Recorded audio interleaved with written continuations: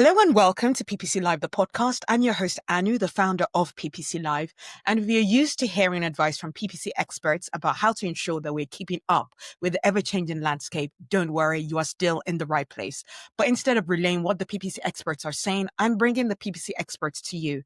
Every week, I speak to a different PPC expert about their biggest F-up and how they've turned things around, how they're still a trusted member of the industry, sharing thoughts and insights, whether it's on LinkedIn, at events, or just in general with their team and doing great work for their clients. Today, I get to the delight of speaking to Sophie Fell, who is a past PPC Live speaker. She's also an author and she shares content just regularly. And it's so great to hear from her. And even though she doesn't consider herself an expert because she has made mistakes and because she's always learning, I definitely consider her as an expert who was very bold enough today to speak about one of her F-ups that she experienced around location targeting and the importance of double checking your settings even after you set a campaign live. So yeah, let's go and listen to this very interesting story that Sophie shares with us. Let's go speak to Sophie. Hey Sophie, welcome to PPC Live The Podcast. Thank you so much for having me. I'm very excited to be here today. It is such a pleasure. It's such a pleasure, Sophie. Like, I've been following Sophie for quite a while, and it wasn't this year, beginning this year. Was it in Brighton this year that you spoke at PPC Live? Was it this year? Was it or last year? last year? It might have been last year. One of the brights. I feel it might actually. This year has felt like it's lasted 2 years. Like a month. So many things have happened. So yeah, it's been like that. So yeah, Sophie is not a stranger to the PPC Live audience, which I'm delighted for. But for those who don't know, Sophie is one of those people that is always producing content and good content for the industry, whether it's templates or articles or tips, and even wrote a book. Is that the book right behind you there? Yeah, we go. That's her book. She's even got a revised version of it and done a couple of versions of it because, as we know, in terms of paid search, as soon as you start writing a book, the information in it can become out of date by the time it's published. So yeah, you need to really keep on updating that, which she has done.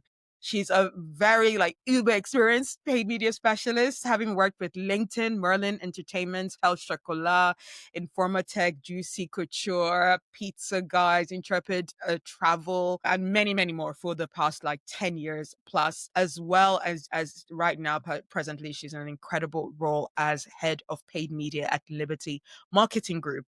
She's also a performance marketing mentor and a paid media content creator. And, she loves to talk, write, do all things in terms of PPC, in terms of just getting involved with our community and just sharing her knowledge, which she's done for a long while, which is so cool. Fun fact, this is one I love because this is a location that I've been to, but I wasn't brave enough to do what Sophie did here. So she went to the Eiffel Tower.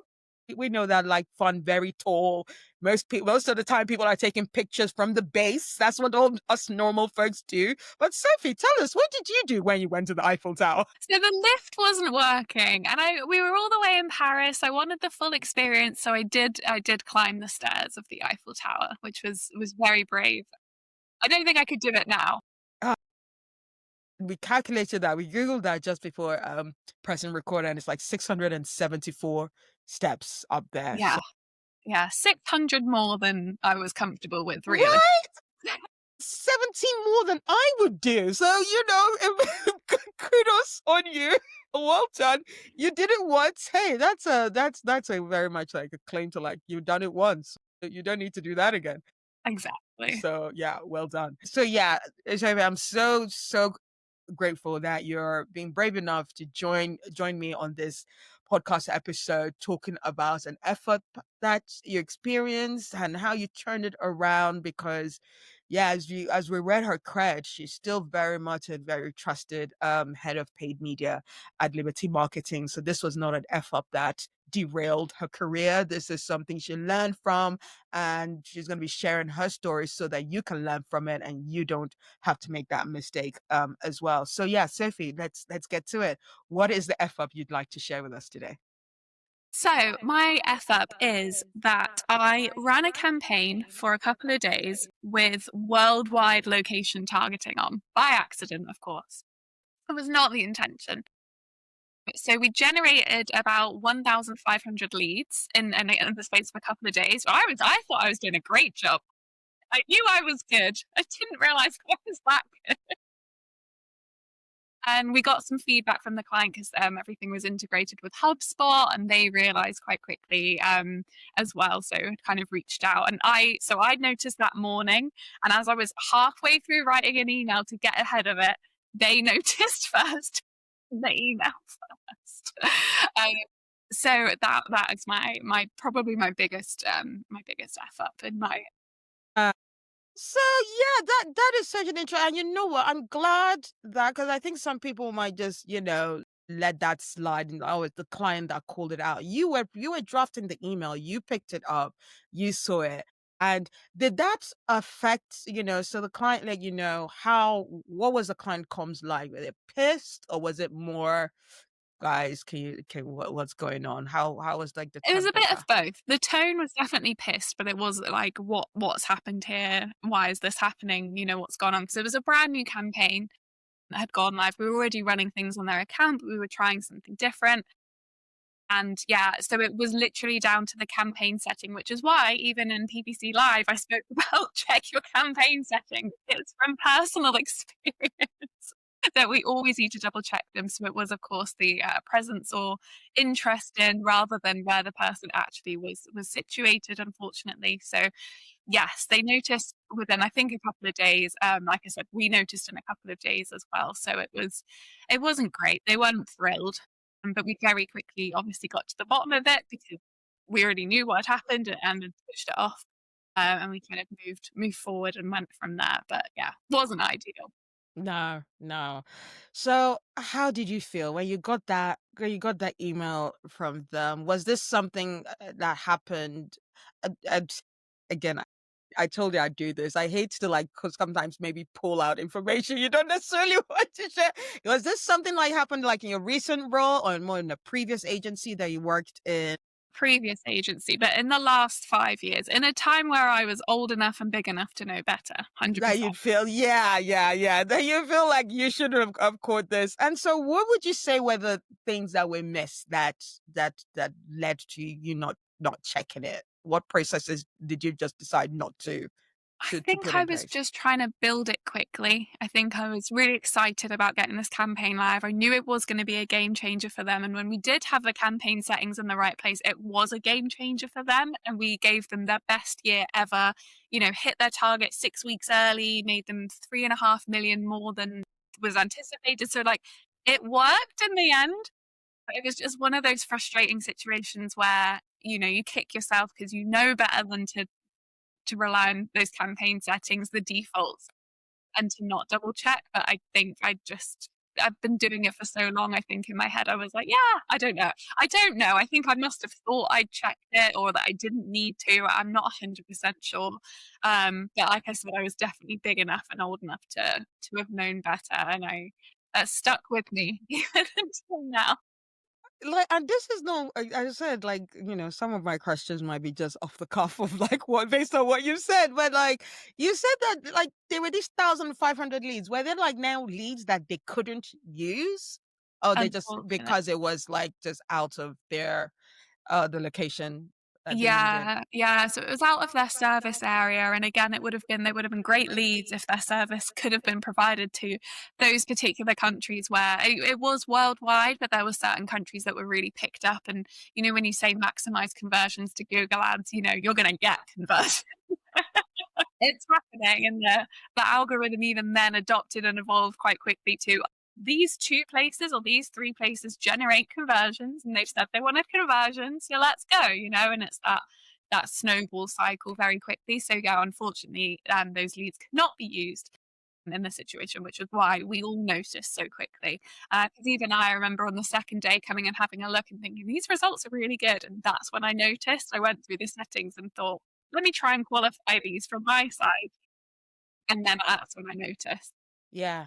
No, that's good. And I think that's even something that we've mentioned on a previous episode of even when things are going well, it's always good to have a good reason so that, we've checked this. This is exactly what, why things are going even better than we thought. But Yeah. then, yeah, better than you thought might also be an indicator of you've done something wrong. So honestly, even if things are going well, don't just sit back and go, "Oh, it's going well. That's so great." Check why, because it might be a bit too good to be true kind of situation, unfortunately. So what do you do now differently, would you say? Like post that incident, what's something that you definitely do differently to ensure that kind of thing doesn't happen again? So again, I think beforehand I probably was quite rigorous with checking campaign settings, but again, for whatever reason, I just did not do it this time. So even though I feel like I was quite rigorous beforehand, I'm even more rigorous now. And again, even if I think I've checked them, I will probably go back and check again. Again, like you said, if results are down or results are up, either way, I will go check the campaign settings to make sure, especially before reporting or giving any feedback and saying, look, generated hundreds of leads, and it turns out like none of them can be used or they're low quality, etc. So for me, that was sort of a change in the way I work, was check the campaign settings more than once, and again, like you said, whether they're high or low, have a look again and make sure that what we're generating is right. Absolutely. I think like that first like week or so is very important because it's your second pair of eyes. It's your not pressured because the eyes that you have, I think it's even with like anyone who does like LinkedIn posts or just, just social media kind of thing. You know, I think one of my favorite features of social media is being able to edit a post after posting, no matter how many times I've gone, yeah, this fantastic. Okay, look, it's great. Post. 30 seconds later, I'll look at it and go, why are there 10 spelling errors that I didn't see? I wasn't even rushing when I wrote this. Your eyes pre and post a campaign or a post is totally different. You see more after you don't have the pressure of you need to get something right. So always, I think it's not even about okay whether performance up or down. Your eyes pre and post a campaign going live is different. Use those post campaign going live eyes. You'll see something different, and you'll see, oh, okay, I didn't set that thing right. Even it's like a day after. Which, yes, we said again. I feel that this is a mistake where you went through the right process, and Mm. that's the thing. Things just happen, and sometimes you did the right thing to catch the error kind of thing. So those kind of errors happen. And guys, this is one of those things where we can't teach you as much as, I'm very grateful with all our guests who are giving their tips on how to avoid that kind of error can happen to any one of us, no matter how experienced we are, and it's about check once, check twice, check three times to ensure that error doesn't stick, that error doesn't make as worse of an experience as possible. Okay, so someone is going through this kind of process, so this kind of issue. They were like mid email writing. They get the email from their client of like, you've messed up. What's your advice to them? First of all, I think the best advice is take a breath. I mean, we're not saving lives. You might have wasted someone's budget and then you can work through that, whatever that is. So whether it's a refund or you talk about how you can, do something different, there is a solution generally to these sorts of things. And I think, again, taking a breath, taking stock. If you get the email, and you don't already know that something's happened, again, obviously check immediately. So check the common places. Obviously check your metrics, your CPCs, CTRs. What do they look like? Are they wildly above or below what you think? Obviously check your campaign settings as well. But I think the important thing is to hold your hands up, figure out what happened and maybe why that had happened. Speak very openly and honestly with the client. I think when you try and cover things up, it gets worse. You make it worse for yourself. You really do, because then you're fibbing, and the client might have someone look into it, and then it doesn't help. So I think in those situations, you do need to hold your hands up and be like, look, we really messed up and this is what happened. But then be very, very clear about what's going to happen next, how you're going to make sure this never happens again, what you're going to do to resolve it. I think those are the three parts is, yeah, look at how this happened, be very open and honest, and be very clear on how you're going to make sure this never happens again, and actually do that piece. Absolutely. Now that's been so great, Sophie. And we're not gonna make you dig deeper into that story more, so that you can leave it. I know it can be painful looking back as to that thing that you did, even though you learned a lot from it. But like, finally, what's one last thing? It could even be something you've already said before or something new. What's one final takeaway you want the audience, the listeners, to take away from that story you've just shared with us? I think again, just check your campaign settings. It's so easy. I mean, Google evolves, Microsoft evolves, Meta evolves. You could create a campaign 1 month and the next month you do exactly the same way and settings may change and evolve. So it's just about really keeping on top of what that looks like, keeping on top of the defaults and just making sure that you have done what you think you've done, whether that's budgets, location settings, anything like that, conversion tracking, anything like that. It just does need checking more than once. Yeah, check that. Check those settings more than once. And I've said earlier on, your eyes of seeing what things are going on post campaign is totally different for us. So it's always double check. All Definitely. right. Moving on, taking the spotlight off you for a second and for taking it on to like our industry. Our industry makes a lot of mistakes. And, as head of paid media or even like doing like, agency work for previous agencies, when you win a client, the things that you see that the previous agency was doing or the previous consultant or what they were doing in-house, that makes you go, guys, I know why you need us. We're going to fix all of these things beforehand. What are some of like the more like the repetitive mistakes that you see that are being done still? It could be something to do with automation or not. Either way, whichever one you lean towards. What are like some of the biggest errors that you see out there? I think there's a few. I think the ones that spring to mind, as you say, that like crop up a lot, is that just campaigns being completely unloved and not like keeping up with best practices. And I know, for example, Google's best practices aren't always what we as PPC practitioners actually do. However, there is some balance to be had there, I think. And I think when I see accounts that haven't been touched for like 3 or 4 or even 5 years, again, it's just completely way off of what it needs to be doing. I can still see, I've seen multiple accounts this year with broad match modifier keywords and things like that. So then like, no one did this for a while. What a mercy. And That then, should know that. And just to clarify, in case people are confused as to why Sophie and I are laughing at that, broad match modifier is not a match type anymore. It used to be. It got sunsetted. Google tried to throw us in with all the confusion of new match types, and especially when exact became a bit, close variants and that kind of thing. Now we're sticking back to its broad phrase exact, just in case people are confused by that. Only 3 match types. Sorry, continue, Sophie. I yeah, needed to make that painfully clear. it's egregious is what it is. And 25, again, that's just one of those things that you see and you go, this has not been taken care of in the way that it should have been. Um, I think another one recently I audited, an account that was spending literally 500,000 a month on Google Ads and like 97% of their conversions were coming from brand, for example, and they want to scale up and it's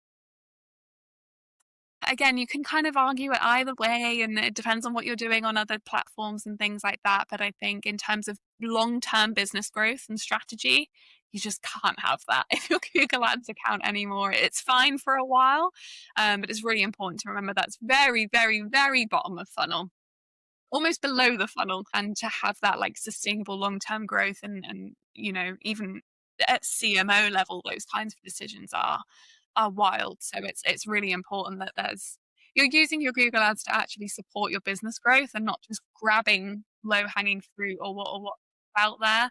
I think that's a shift we're starting to see generally as well. Our jobs aren't about just driving traffic or driving leads or anything like that. It's way more about how do we contribute to the wider business strategy, which I really enjoy part of my role as well. So I think, that's probably something that comes up a lot. Um, and is a bit of a bummer for our industry when things Sure, like for that sure. happen. Any specific examples in terms of how people are using AI or Performance Max or like AI Max? Have you tried AI Max yet? I have not tried AI Max yet. I'm not ready. I Yeah. don't think I'm ready. Fair enough. You know what? And that is a very good answer to give. As long as it's not something that you've just gone, oh, I don't know. I've just not thought about it. If it's a thoughtful, no, I'm not ready yet. That's good.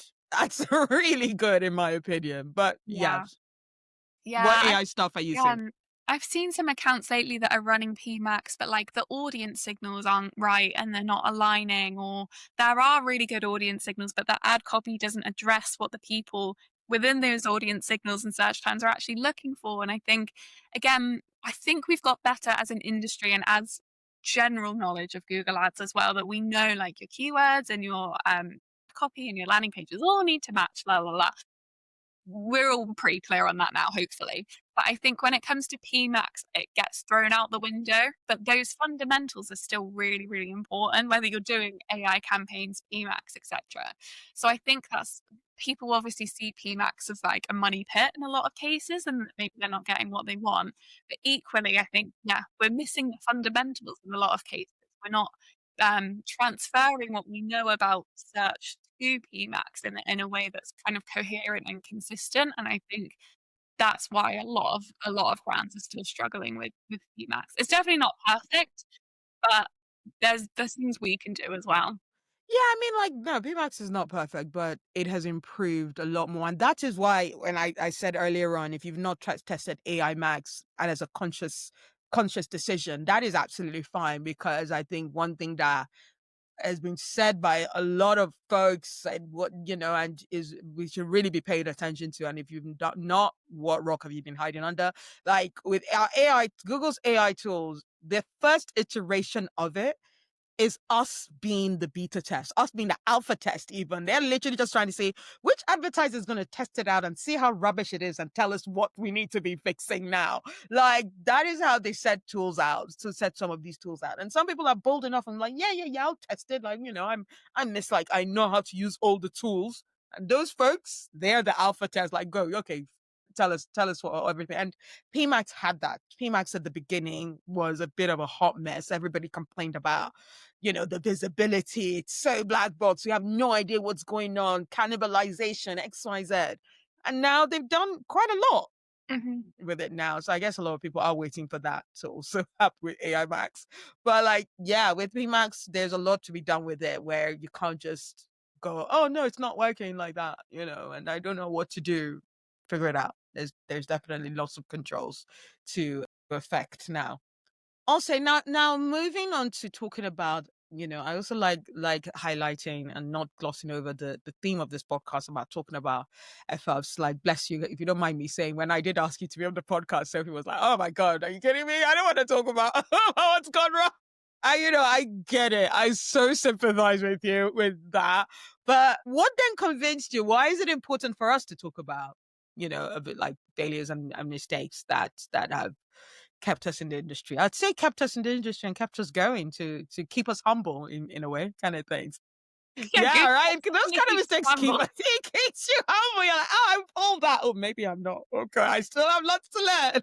So That's literally why I don't call myself a PPC expert, even though I've been doing it such a long time, because I'm like, I personally, and that's not to shame anyone who says they are a PPC expert, but I personally would never feel comfortable calling myself that because of the rate of evolution and the reasons like I can't say I know all about AI Max right now because I don't, so I think it's important that we all have that,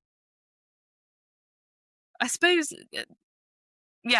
again, humility to know that there's still more to learn. There's always more to do. There's always more things to try, always more things to test. And I think it's easy to look up to people that are on podcasts like this or are thought leaders or are standing up in front of you at Brighton SEO or HeroComp, PPC Live or whatever and think, oh, well, they've been doing it 10 years. It's easy. Or they've been doing it 20 years or 30 years, and it's easy for them, but it's not. We're all in the same boat. And the things I learned at the beginning of my career, most of them are completely not applicable now. I spoke about that at HeroConf last year as well. I said, I actually don't care if any of you have done this for 20 years or 30 years. It's probably what you've learned in the last 3 or 4 up to 5 years that really helps. So I think, again, yeah, humility is important, but also being willing to like evolve and grow and continue learning and not Yeah. be stuck in, well, this is how it worked 5 years ago, so this is how I'm going to run my campaigns. That doesn't work anymore. Yeah. Yeah.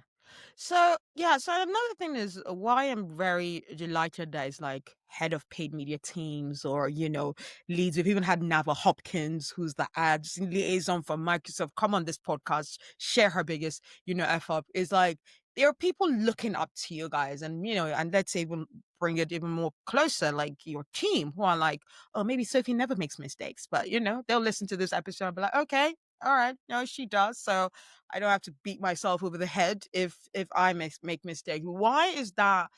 As someone who's a leader, I mean, you might not call yourself an expert, but you're a leader. You lead, like that's without question.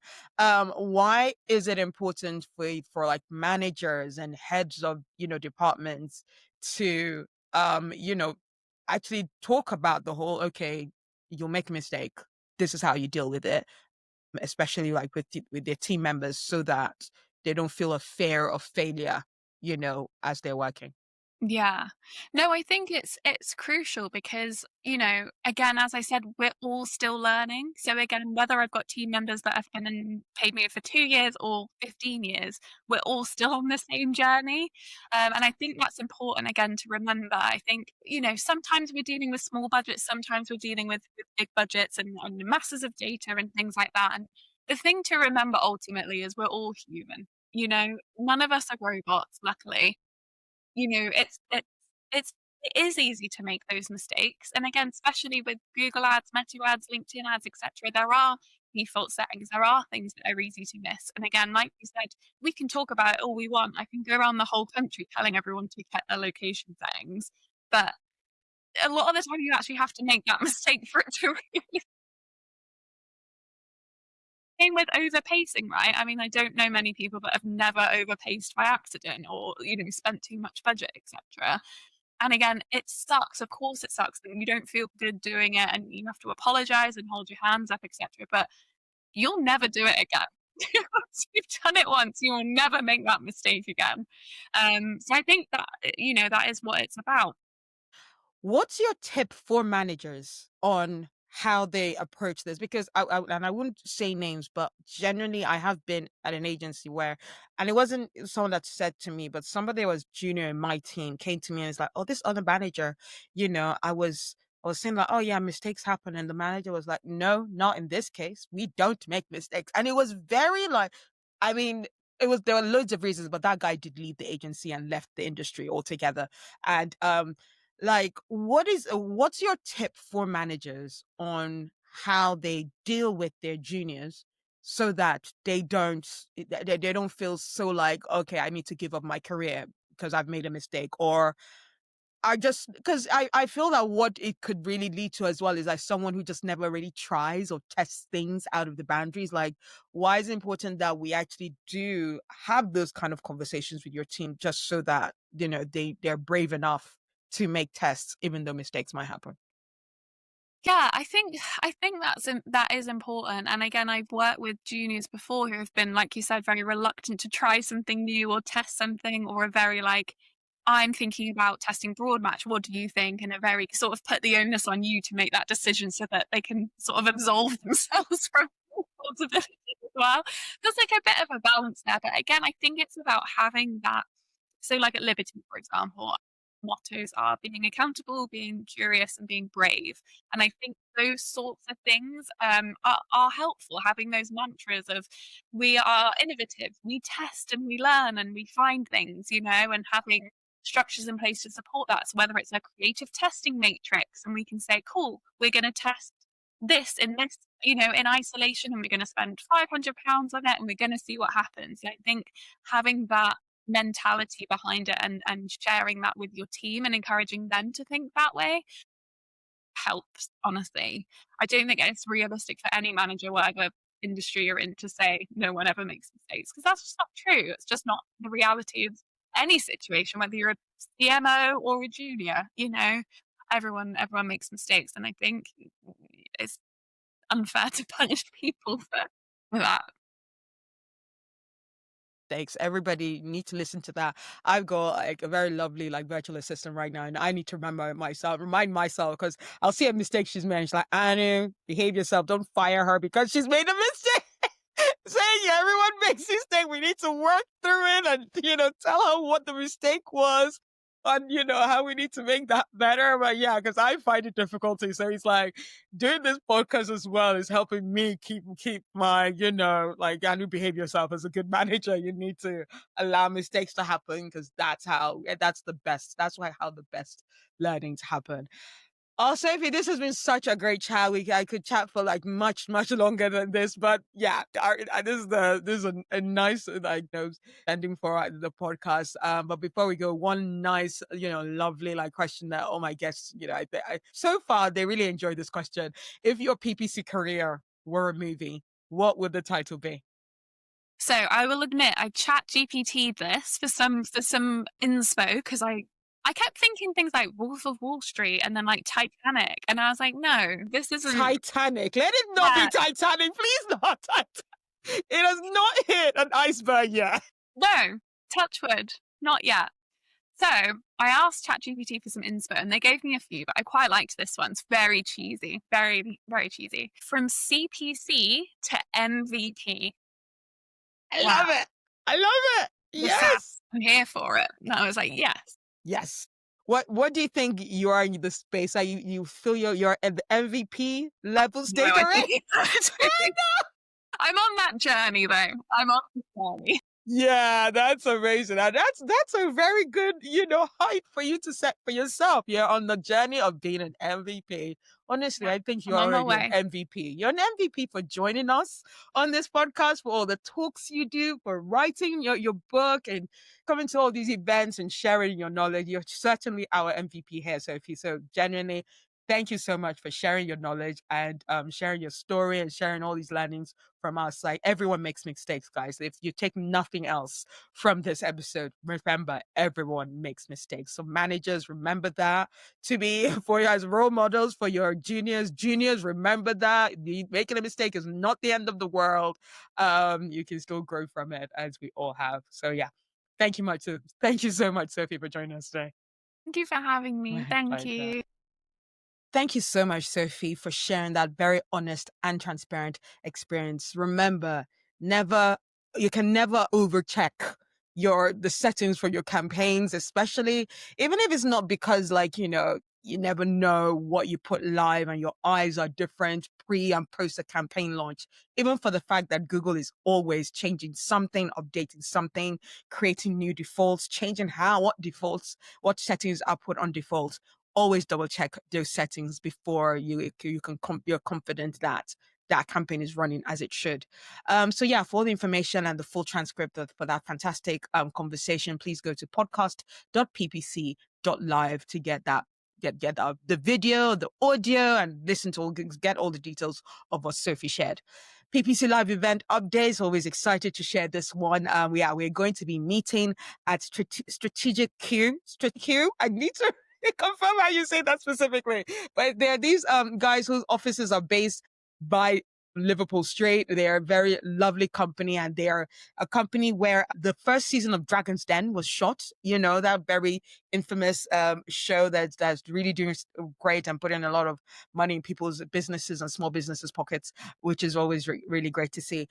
So yeah, join us there. That's going to be on February the 5th. We've got fantastic speakers, Dave Alexander, Kat Sale, as well as script master Niels Rougeman, who is going to be joining us on the 5th of February. So yeah, please go to ppc.live for your early bird ticket sales. That's going to end in a couple of weeks. So you definitely want to get onto that very soon there by December 22nd. Yeah, ticket, there'll be full price. There'll be full price tickets and no sales, no more sales for this event anyway. So yeah, please go to ppc.live for that to see whether the sale is still going on and still buy a ticket, even if the sale is over, because it will be an amazing event to check out. Before I leave you, I'm also delighted to share that I'm taking on coaching clients.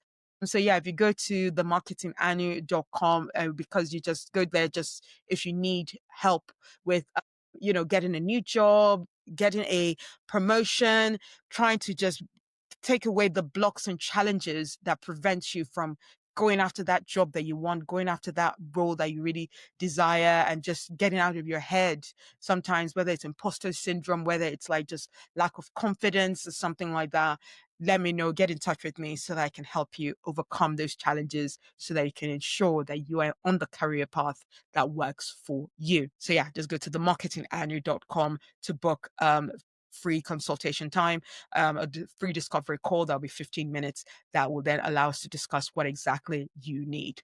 So yeah, I hope you have enjoyed the show, and I look forward to bringing more PPC F-ups and triumphs next week. Thank you. Bye.